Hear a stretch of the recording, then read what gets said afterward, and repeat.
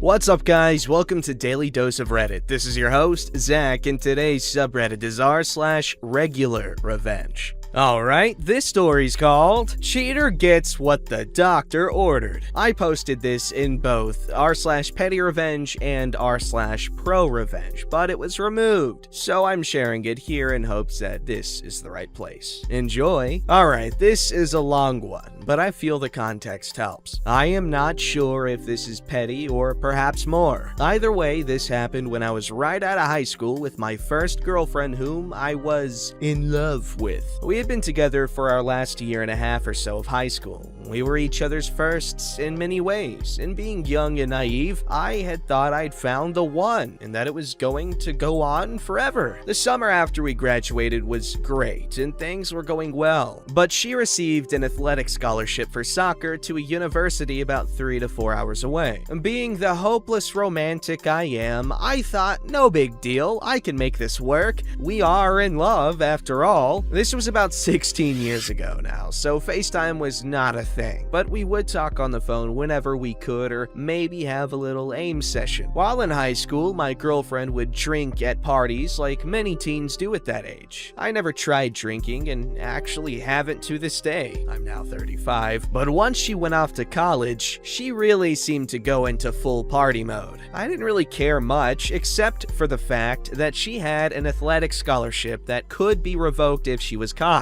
Also, due to the season starting in the fall, she went off to school early, so the campus wasn't fully occupied, so I thought again it seemed a bit risky. I was assured that all of the coaches and RAs were cool with it. Well, being the younger and much more insecure guy that I was at the time, I started to get nervous when I found out that the men's and women's soccer teams were both there. Slowly over the first couple of weeks she was away, calls would get sent to voicemail, or if they were answered, she would be with friends. This was wreaking havoc on my teenage brain and heart, so in my mind, my idea of being a hopeless romantic was to make the drive unannounced and surprise her at school. This was before the days of smartphones and GPS units, and I didn't have her dorm number or anything, so I jumped on MapQuest and printed the directions to the university and figured I would call her when I got there, and voila, problem solved. So I hopped in my car with a CD I had burned for her the night before and made the 4-hour drive to a city I'd never been to. Upon arriving there, I called her and received no answer. Maybe she was at practice since it was still earlier in the day. So I decided to drive through campus to get an idea of where things were. I'm cruising through the campus and nearly hit this guy who ran out in front of me. We both fully saw it happening in slow motion, but luckily avoided any incident. It was like that scene in Pulp Fiction where Marcellus walks in front of Butch's car and they lock eyes, except I didn't run him down. After that little shakeup, I decided to shoot her another call, and this time she picked up. Practice had finished and they went to Dairy Queen after. I ended up asking her which dorm she was in case I wanted to send her a letter in the mail. Smooth, I thought. So I drove to a store near the campus and grabbed a card, some flowers, and her favorite candy. Somehow I still remember they were crispy M&Ms. I ended up heading to her dorm with my gifts in tow. Knocked on her door and said, "Surprise!" Only she didn't look happy to see me. She looked uncomfortably surprised to see me. That's when I noticed another person in her door. And lo and behold,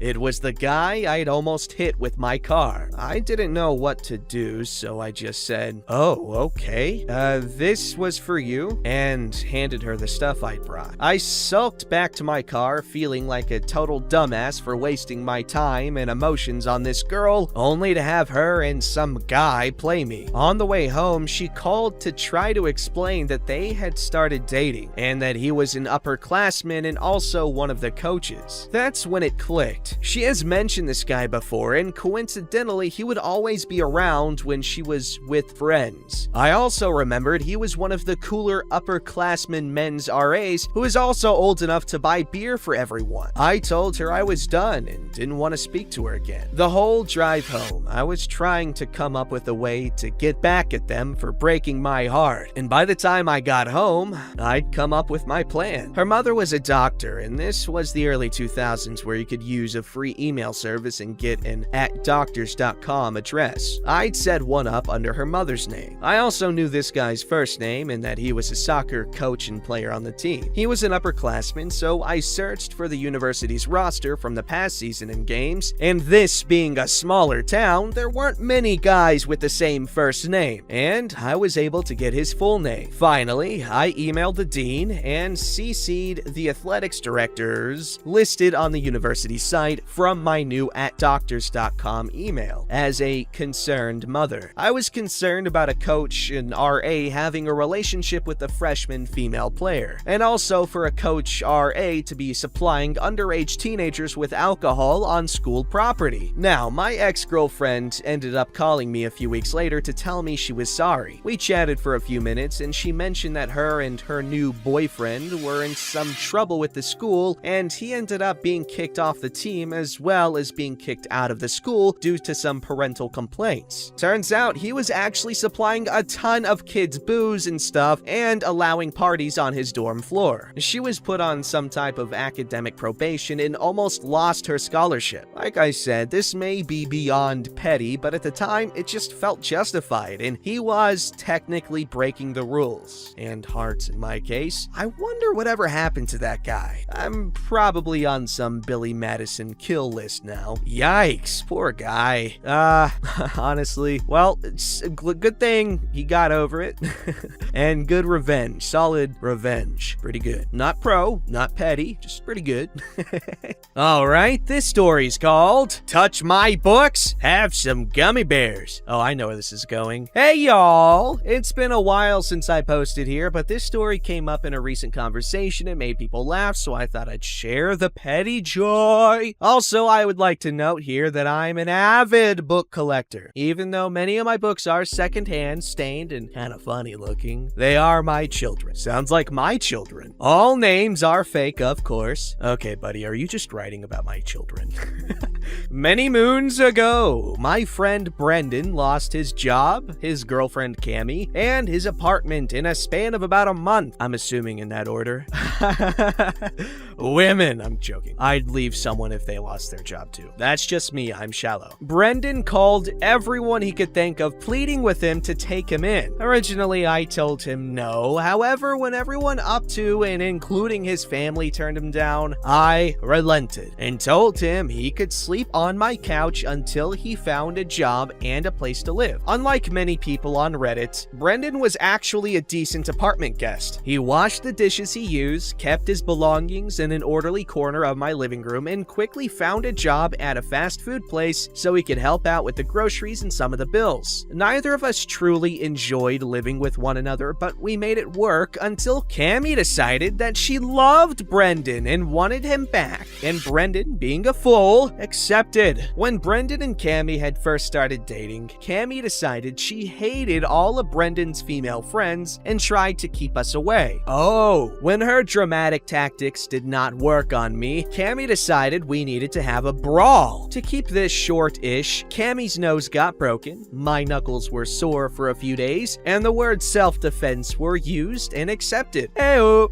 It's funny that I said women, but you're literally a woman. Just goes to show, generalizations are only to be used for comedic purposes, to make fun of people who actually believe in them. Due to our history, I told Brendan he could keep living with me, but Cammy was not allowed into my apartment. Sadly, Brendan did not listen to me, and the first time Cammy came over, she decided that my bookshelves needed a bit of reordering. The stack I had set aside to mend were rubbish, and tossed them out, and wouldn't you know it, I owned her favorite series, so she needed it. I'm not sure if any of you have a crazy book person in your life, but as soon as I got home that night, I noticed what had happened to my books. I calmly berated Brendan and told him he would be dumpster diving to retrieve the books that had been tossed, and if Cammy did not return the series, I would be filing a police report, and of course he needed to leave. With his head hung low, Brendan complied with my demands, gathered his things, things, and left. I was fuming, so I called a mutual book lover and friend and told her about what had happened. She was furious as well and told me that she would have words with both Brendan and Cammy when they came over for a housewarming party she was having the next evening. I couldn't attend due to work. I giggled, laughed, and then asked her if I could make a housewarming treat for her, though it would be better if she didn't eat any. Confused but knowing me, my friend agreed. I rushed to the liquor store, bought some vodka, then stopped by a candy shop and bought a rather large number of sugar-free gummy bears. And when they were both combined, took them over to my friend's house to stew for the next day. I warned my friend, and cackling, she said she'd make sure Cammy ate lots, though she didn't think it would be a struggle because Cammy loved vodka and she loved gummy bears. I heard through the grapevine a few weeks later that Brendan had dumped Cammy that night because when they were testing out the bed springs on Cammy's new bed, she just couldn't hold her bowel movements. Sorry this got so long, but I hope you giggled at least a bit. Have a great night/day. You too. That was funny. I'm glad. Well, she pooped. I want to say the S word. Miss Obama, I'm gonna say the S word. I don't even know if that's how that meme goes. I'm kind of tired, yo. Anyway, do what OP said and have a great night and day. Or day and day. Both. Forever and ever. Until you don't. But then I hope the next one's even better to make up for it. Even better than, the usual. You know what I'm saying? Alright, this story's called My Homophobic Stepmother Was Very Mean and Abusive Toward Me, so I had her work email flooded with newsletters and Scientology spam. So early this year, in the spring, I, 15 male, was sent away from my parents to live with my biological father and his wife, who we will call Chris. Now, at first, everything was fine despite my hesitations, but later on in my stay with them, Chris and her husband showed their true colors as being relatively abusive and very close-minded, which made me feel very unsafe and led to my mental health tanking so much I didn't want or couldn't do things like eat or walk. Some examples of the things they did to me included, and are not limited to, Chris threatened to throw me and my possessions out of her house and force me to sleep in a tent outside of her house if I ever broke her microwave. Chris and my biological dad took huge issue in me being gay and tried to force me to see the light about why being gay was wrong by using a Bible to force me to realize that being gay was wrong and to confess that I really was gay to them because they felt that being gay was akin to being a kid diddler. Oh boy. Tried to coerce me into saying that my real parents were abusive in order to force me into staying with them permanently. Both, mostly bio dad, badmouthed my mother from time to time and tried to get me to dislike her while also simultaneously berating and belittling me and insulting my intelligence on a regular basis. Prevented me from going to school because my school at the time was online and Chris hated online school because she didn't want me to have the internet and she felt like online school was bullcrap, etc. But nothing compares to the time where my bio dad assaulted me and threatened me with knives, which forced me to call the police on him and Chris, after which they kept me prisoner inside their house for around a week and tried to get me to confess to being a kid diddler because Chris looked up inappropriate pictures on her cell phone and said that I wanted to diddle my siblings because I told her I was excited to go home. So naturally, when I got back to my real home, I was much more than a little bit pissed. For a good solid month afterwards, I was stewing in my hatred and anger that I had towards both Chris and my biological father. Eventually, though, I ended up snapping when I remembered how smug Chris looked and the things she stated before I was due to leave her home, and decided that on some level, that evil bimbo had to pay. Even if I could only cause her a minor inconvenience, it would be very worth it to me. I remembered my stepmother's work email and home address, so over the course of several days, I I inputted that info into various websites and shop accounts. Newsletters that will be delivered to you virtually at least once a day? Click. Wonder about Scientology and all of the wonderful things that it teaches? Click. Want to see some hot lesbians or gay men have oral or booty sex? Click.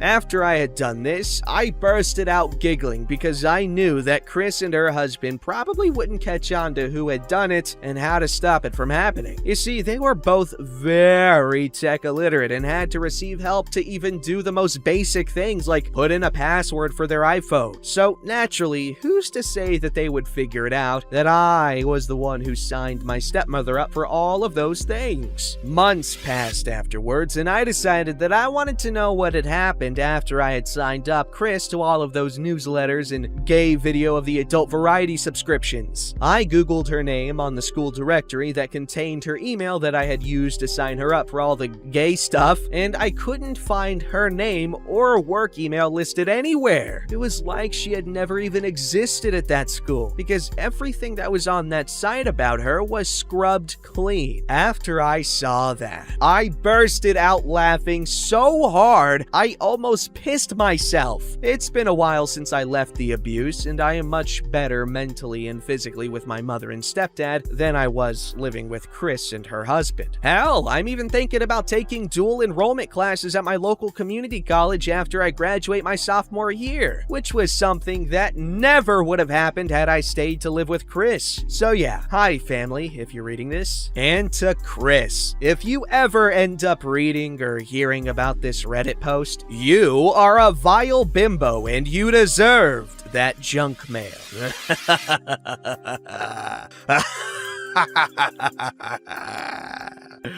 Yes, very good. Yes, that is honestly really good revenge. And I hope she lost her job. Because that's horrible treatment. Like, it's one thing if she even just had those beliefs, like, gross. But also, like, the fact that she acted on them. Well, yeah, that's grounds for removal from society's sphere of existence.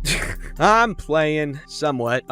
Yeah, sucks that they would do that to a freaking kid. But good job, man. That was some good revenge, and I hope it doesn't get to you too much. All right, just think about it. The world is getting so much better, more progressive. Okay, this type of stuff sucks. It sucks that it still happens. But you know what? Like freaking 10 years ago, it was not even just like common. It was like, okay, not 10 years ago, let's say like 15 years ago, it wasn't just common, it was like normalized almost. So just like hang in there, bro. It's gonna be so much greater in like 5 years even. Here's to growth and coolness. That's gonna be my campaign slogan when I run for president, inevitably, and I'm gonna include that voice crack: growth and coolness. So what I'm basically gonna do to really amp up my campaign, throughout the course of my campaign, I am going to grow like 3 inches and just like slowly grow more cool. So that's me growing and being cool, growth and coolness. And throughout the entire presidency, which I will inevitably get in a landslide victory because that's amazing campaigning, I'm gonna grow an additional 3 feet. So I'm gonna